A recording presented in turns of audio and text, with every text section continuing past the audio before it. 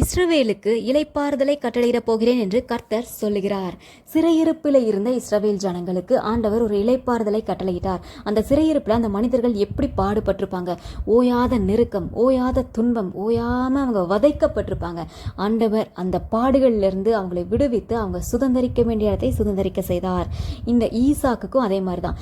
எங்க துறவு தோன்றினாலும் ஒரே வாக்குவாதம், ஓயாத வாக்குவாதம். அதை ஒரு முடிவுக்கு கொண்டு வந்து ஒரு ரெகபோத்தை கொடுத்தார், ஒரு பெருக்கத்தை கொடுத்தார். இன்றைக்கு உங்க வாழ்க்கையில ஓயாத பிரச்சனை எது? ஓயாத தலைவலி, ஓயாத பிரச்சனை, ஒரே வாக்குவாதமா இருக்குன்னு நினைக்கிறீங்களா? இன்றைக்கு ஆண்டவர் உங்க வாழ்க்கையிலையும் அந்த எல்லா பிரச்சனைக்கும் ஒரு ஃபுல் ஸ்டாப் வச்சுட்டு அவர்களுக்கு எப்படி அற்புதம் செய்தாரோ உங்களுக்கும் அற்புதம் செய்வார். உங்களுடைய எல்லா பிரச்சனைகளிலிருந்தும், போராட்டங்களிலிருந்தும், வாக்குவாதங்களிலிருந்தும், அந்த சமாதானத்தை கெடுக்கிற காரியங்களிலிருந்தும் உங்களை வெளியில கொண்டு வந்து இஸ்ரவேல் ஜனங்களை நடத்தின தேவன் உங்களையும் வெளியே கொண்டு வந்து உங்களுக்கு இளைப்பாறுதலை தருவார். உங்களுக்காக குறிக்கப்பட்டிருக்கிற அந்த சுதந்திரத்துல உங்களை பிரவேசிக்க செய்வார்.